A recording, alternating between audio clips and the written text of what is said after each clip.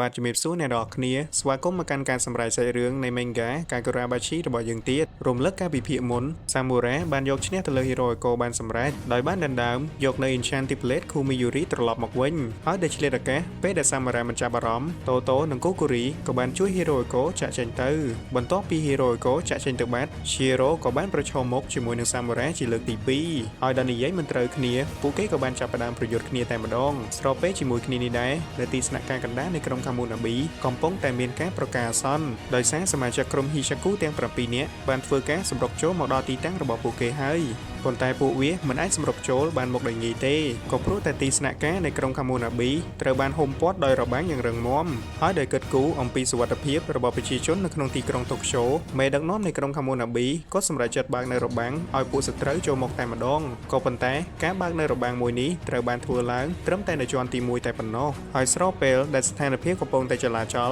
Hakuri ក៏បានងើបពីសន្លប់វិញបន្ទាប់ពីត្រូវរបួសកាលពីលើកមុននិងសន្លប់អស់រយៈពេលយ៉ាងយូរទីបំផុត Hakuri បានដឹងខ្លួនឡើងវិញហើយចង់ដឹងថាសាច់រឿងនឹងទៅជាយ៉ាងណាទៀតយើងទៅតាមដានអ្នកនរគ្នា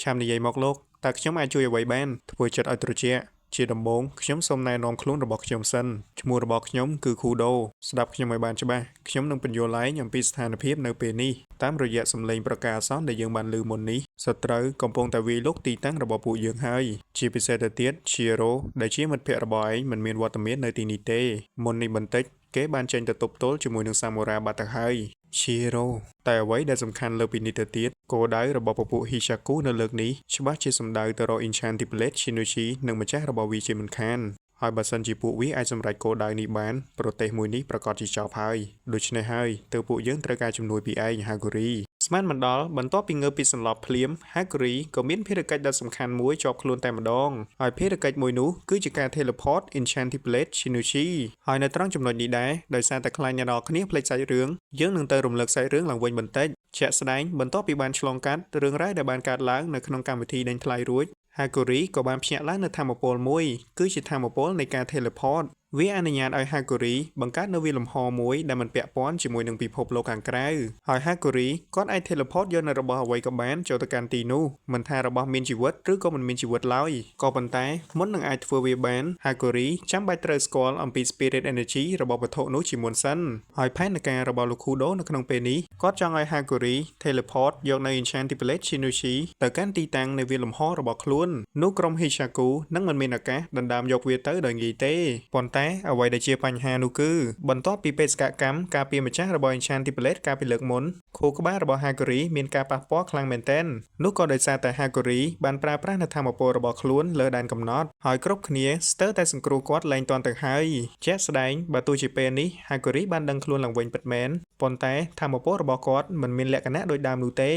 ដោយសារតែនឺរ៉ូនមួយនៅក្នុងខួរក្បាលរបស់គាត់ដែលជានឺរ៉ូនមួយដែលមានតួនាទីបញ្ជាទៅលើថាមពលនៃការ teleport នោះត្រូវបានខូចខាតស្ទើរតែទាំងអស់ដូច្នេះហើយដើម្បីឲ្យ Hakuri បន្តប្រើប្រាស់នៅថាមពល teleport បានតទៅទៀតពួកគេក៏សម្រេចចិត្តផ្លាស់ប្ដូរនៅទីតាំងរបស់នឺរ៉ូនដែលមានតួនាទីបញ្ជាទៅលើថាមពលនៃការ teleport នោះដាក់បញ្ចូលគ្នាជាមួយនឹងនឺរ៉ូនដែលមិនមានបញ្ហាហើយវាក៏ជានឺរ៉ូនមួយដែលមានតួនាទីបញ្ជាទៅលើថាមពលនៃ Sorcery ISO របស់ Hakuri នោះឯងដូច្នេះហើយមានន័យថានៅពេលបច្ចុប្បន្ននេះ Sorcery របស់ Hakuri មិនបានបាត់បង់ទៅណាឡើយប៉ុន្តែក្រោយពីឆ្លងកាត់ការព្យាបាលរួចមកការប្រើប្រាស់ Sorcery របស់ Hakuri គឺស្ថិតនៅក្រោមដែនកំណត់គាត់បានបាត់បង់អានុភាពនៃ Sorcery ទាំងពីររបស់ខ្លួនមកខាងបន្តិចប៉ុន្តែគ្រប់យ៉ាងមិនទាន់ច្បាស់ 100% ទេលុះត្រាតែ Hakuri សាកល្បងប្រើប្រាស់វាជាមុនសិនហើយបើសិនជាលើកនេះ Hakuri នៅតែចចេះប្រើប្រាស់នៅ Sorcery របស់ខ្លួនលើដែនកំណត់ដូចជាលើកមុនម្ដងទៀតនោះគាត់នឹងប្រឈមមុខទៅនឹងការបាត់បង់នៅ Sorcery របស់ខ្លួនទាំងពីរទៅជាមិនខានតែយ៉ាងណាក៏ដោយលោក Kudo ក៏បានសូមអភ័យទោសទៅកាន់ Hakuri ផងដែរក៏ដោយសារតែពួកគេ Hakuri បានធ្លាក់ខ្លួននៅក្នុងសភាពដ៏គ្រោះថ្នាក់ស្ទើរតែបាត់បង់ជីវិតលើបែបនេះ Hakuri ក៏បានបដិសេធភ្លាមគាត់មិនដែលស្ដាយក្រោយនឹងអ្វីដែលខ្លួនបានធ្វើឡើយដរាបណាខ្លួននឹងមានប្រយោជន៍ចំពោះអ្នកទាំងអស់គ្នា Hakuri នឹងខំតស៊ូឲ្យដល់ទីបញ្ចប់តោះយើងលោក Kudo ឆាប់នាំខ្ញុំទៅរក Enchanted Blade Shinichi ភ្លាមទៅអូខេប៉ុន្តែសូមចាំបន្តិចសិនមិនអញ្ចឹងសត្រូវនឹងមកដល់ទីនេះឆាប់ៗនេះហើយតែមិនដឹងទេឬថាពួកយើងកំពុងតែនៅទីណាហើយបើតាមទីតាំងដែលបានបង្ហាញមកលោក Kudo និង Hakuri ប្រហែលជាមានទីតាំងនៅ level 2នៃអគារមួយនេះហើយក្រឡេកមកមើលជាន់ក្រោមដី level 1ច្រកចូលនៅទិសខាងលិចវិញ វត្តមានរបស់សមាជិកក្រុម Hisaku ចំនួន3នាក់ក៏បានបង្ហាញខ្លួនចេញមកហើយដំណើររបស់ពួកគេគឺពិតជាអែមមែនទែនប៉ុន្តែយើងសង្កេតឃើញថាក្នុងចំណោមពួកគេទាំង3នាក់អ្នកដែលមានស្នាមសាក់និមិត្តសញ្ញានៃក្រុម Hisaku គឺមានតែមួយនាក់តែប៉ុណ្ណោះហើយបន្ទាប់ពីបានចូលមកពួកគេក៏បាននិយាយថាមិនបានជាពួកវាឲ្យយើងចូលមកដោយងាយៗបែបនេះមិនស្រួលទេប្រកាសជាមានអន្ទាក់ជាមិនខានតែខ្លាចអីគ្នាយើងប៉ុណ្ណឹងដែរដើរទៅមុខទៀតទៅយើងឃើញថានៅពេលនោះដែរការសន្ទនារបស់ពួកគេត្រូវបានអង្កេតដោយមនុស្សមួយក្រុមដែលមានទីតាំងសម្ងាត់នៅក្នុងចម្រឹងដែកដ៏ធំមួយនេះហើយពិតណានេះគឺជាការិយាល័យរបស់ពួកគេហើយបុរសម្នាក់នេះគឺជាមេបញ្ជាការនៃតំបន់មួយនេះគាត់បានធ្វើការឲ្យក្រុម Kamunabi អស់រយៈពេល18ឆ្នាំមកហើយជាក់ស្ដែងការបង្កើតឡើងនៃក្រុម Kamunabi ត្រូវបានធ្វើឡើងតាំងពីរយៈពេល18ឆ្នាំមុនហើយគោលដៅចម្បងរបស់ពួកគេគឺជាការថែរក្សានូវសន្តិភាពដល់ប្រទេសជាតិបន្ទាប់ពីសង្គ្រាមត្រូវបានបញ្ចប់ហើយតាំងពីដើមមក Sasura ដែលបានបម្រើការឲ្យក្រុមមួយនេះត្រូវបានបែងចែកទៅតាមឋានៈរបស់ពួកគេនីមួយៗចំណាត់ថ្នាក់ទី1 General Officer ជាកម្រិតមន្ត្រីជាន់ខ្ពស់ត្រូវបានបែងចែកជា3កម្រិតកម្រិតទី1 General ឧត្តមសេនីយ៍កម្រិតទី2 Lieutenant General ឧត្តមសេនីយ៍ឯកនិងទី3 Major General អនុសេនីយ៍ឯកហើយចំណាត់ថ្នាក់ទី2គឺជា Field Officer ជាមន្ត្រីដែលមានតួនាទីចុះទៅដោះស្រាយបញ្ហាផ្ទាល់វាត្រូវបានបែងចែកជា3កម្រិតដូចគ្នាកម្រិតទី1 Colonel វីរៈសេនីយ៍ឯកកម្រិតទី2 Lieutenant Colonel អនុសេនីយ៍ឯកនិងកម្រិតទី3ជាកម្រិត Major វីរៈសេនីយ៍ត្រីហើយលោកមេបញ្ជាការដែលយើងបានឃើញនៅពេលនេះគាត់មានចំណាត់ថ្នាក់ត្រឹម Junior Officer កម្រិត Second Lieutenant តែប៉ុណ្ណោះកាលពីពេលនោះហើយបើទោះជាពេលបច្ចុប្បន្នរចនាសម្ព័ន្ធមួយនេះមិនត្រូវបានយកមកប្រើបន្តទៀតពិតមែនតែវាបានសរបញ្ជាក់អំពីសមត្ថភាពរបស់ Sasura ដែលមានតំណែងខ្ពស់នៅពេលនោះដែលតំណែងកាន់តែខ្ពស់សមត្ថភាពរបស់ពួកគេគឺកាន់តែខ្លាំងតែបើទោះជាបែបនេះក៏ដោយលោកមេបញ្ជាការរបស់ពួកយើងគាត់ក៏មានបទពិសោធន៍ប្រយុទ្ធមិនតិចដែរក្នុងរយៈពេល18ឆ្នាំមកនេះនិយាយរួមទៅគ្នារបស់គាត់នៅជាន់មួយនេះសិតតែបានឆ្លងកាត់ការវឹកហាត់យ៉ាងល្អិតល្អន់ដើម្បីត្រៀមខ្លួនទុកសម្រាប់ពេលមានអាសន្នជានិច្ចតែអ្វីដែលជាបញ្ហានោះគឺនៅពេលមុននេះពេលដែលការប្រកាសអាសន្នត្រូវបានបន្លឺឡើងគេបានបញ្ជាក់ថាសត្រូវចំនួន3នាក់កំពុងតែសម្រុកចូលមកហើយលើពីនេះទៅទៀតឃ្លាចុងក្រោយនៃសារដែលបានប្រកាសមកបាននិយាយពាក្យថា Code Mouse ចំនួន2ដងជាប់គ្នាដែលពាក្យនេះគឺជាភាសាកូដសម្រាប់ប្រើប្រាស់នៅក្នុងក្រុមរបស់ពួកគេហើយវាមានន័យថាសត្រូវដែលបានចូលមកទាំង3នាក់នោះសមត្ថភាពរបស់ពួកវាគឺមានលក្ខណៈខ្លាំងជាងពួកគេទាំងអស់គ្នានៅទីនេះទៅទៀតដែលនេះហើយគឺជាបញ្ហាដែលគ្នារបស់ពួកគេមិនមានសមត្ថភាពនៅក្នុងការទប់ទល់ជាមួយនឹងពួកវាទេដំណោះស្រាយគឺមានតែមួយគត់គឺធ្វើការរងចាំរហូតនៅពេលដែលក្រុមជំនួយមកដល់ហើយអ្វីដែលពួកគេចាំបាច់ត្រូវធ្វើនៅពេលនេះគឺជាការនាំផ្លូវទៅកាន់សត្រូវឲ្យទៅដល់ទីលានប្រយុទ្ធដែលហៅថា Central Area ដែលជាទីតាំងរបស់ទ័ពជំនួយដែលបានបញ្ជូនមកហើយបើតាមរូបភាពដែលបានបង្ហាញនៅក្នុងកាមេរ៉ាសុវត្ថិភាពលោកមេបញ្ជាការក៏បានដឹងអំពីរឿងមួយម្នាក់នៅក្នុងចំណោមគ្នាវាទាំង3នាក់គឺជាសមាជិកនៃក្រុម Hisaku ប៉ុន្តែ2នាក់ទៀតជាអ្នកណាឬមួយក៏ពួកវា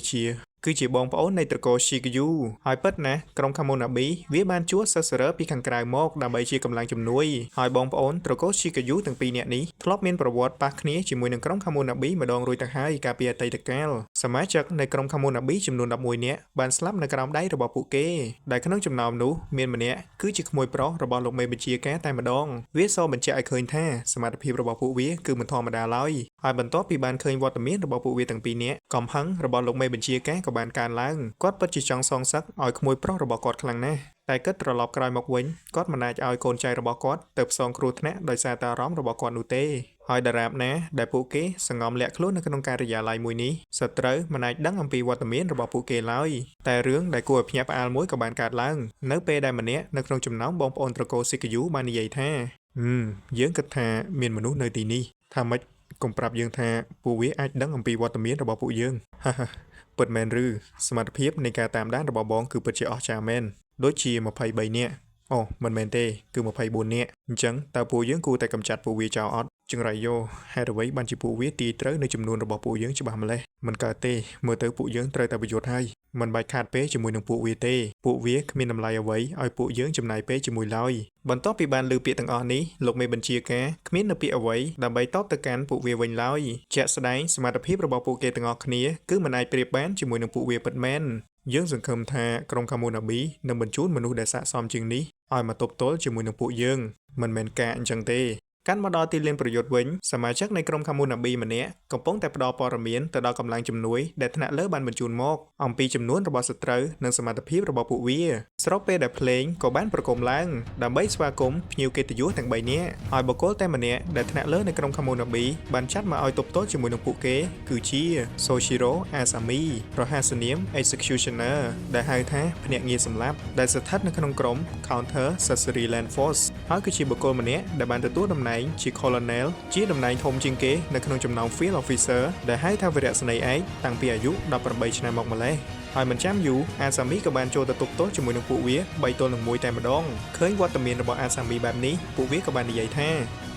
ទីបំផុតគេបានបញ្ជូនមនុស្សម្នាក់ដែលស័ក្តិសមឲ្យទប់ទល់ជាមួយនឹងពួកយើងហើយយើងស្គាល់ម្នាក់នេះសមត្ថភាពរបស់វាគឺគ្រាន់បើមិនចាំយូរពួកវាក៏បានស្ទុះចូលទៅភ្លាមដោយបានប្រើច្រវាក់ចងខ្លួនរបស់អាសាមីជាប់ហើយមិនចាំយូរបងប្អូនរបស់វាម្នាក់ទៀតក៏បានបាញ់នៅអាវុធសម្ងាត់ទៅកាន់អាសាមីប៉ុន្តែក៏ត្រូវបានគាត់គេចផុតបានដោយងាយស្រួលហើយមិនទាន់ចប់ត្រឹមនឹងនោះទេពួកវាក៏បានស្ទុះចូលទៅទៀតហើយពេលនេះអាសាមីចាប់ផ្ដើមសៀរៀសម្ដងហើយប្រើកម្លាំងតែបន្តិចច្រវាក់ទាំងអស់ក៏បានដាច់មួយរំពេចក្រោយមួយដៃក៏បានមាត់ចំកណ្ដាលមុខបងប្អូនរបស់វាម្នាក់យ៉ាងពេញទំហឹងស្របពេលដែលតន្ត្រីកំពុងតែប្រគំឡើងយ៉ាងអស្ចារ្យបងប្រុសយ៉ាងមិនទៅហើយរវល់តែបារម្ភអំពីបងប្រុសរបស់ខ្លួនអាសាមីក៏បានស្ទុះមកពីក្រោយក្នុងល្បឿនយ៉ាងលឿនហើយមួយដៃដោយពោពេញទៅដោយកម្លាំងក៏បានវាយចំវាខ្ទប់ជាមួយនឹងឥដ្ឋនៅខាងក្រោមតែម្ដងជាក់ស្ដែងស្ទាយវាប្រហាររបស់អាសាមីគឺជាការវាយប្រហារក្នុងល្បឿនមួយដ៏ជិតហើយក្រោយពីបានផ្ដួលបងប្អូនទាំងពីរនាក់នេះរួចវាក៏ដល់វេនអាម្នាក់ដែលជាសមាជិកនៃក្រុម Hishaku នេះម្ដងបន្ទាប់ពីបានប្រឈមមុខជាមួយនឹងវាអាសាមីក៏បានគិតក្នុងចិត្តថា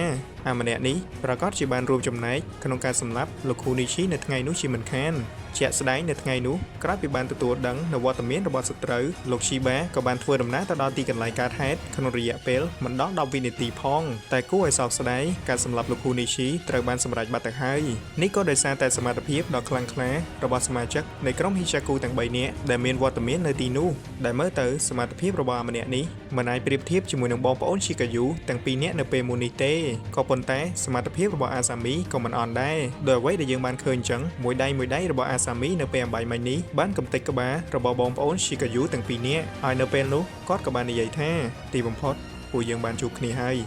អូខេអ្នកនរគ្នាចឹងសម្រាប់ manga Kakarabashi របស់យើងនៅ chapter នេះត្រូវបានបញ្ចប់ត្រឹមចំណុចហ្នឹងហើយចង់ដឹងថាអាសាមីនឹងប្រយុទ្ធឈ្នះសមាជិកក្រុម Hishaku ម្នាក់នេះទេយើងទៅតាមដានអ្នកនរគ្នានៅវីដេអូក្រោយហើយអរគុណអ្នកនរគ្នាមែនទែនសម្រាប់ការមើលវីដេអូមួយនេះបាយបាយ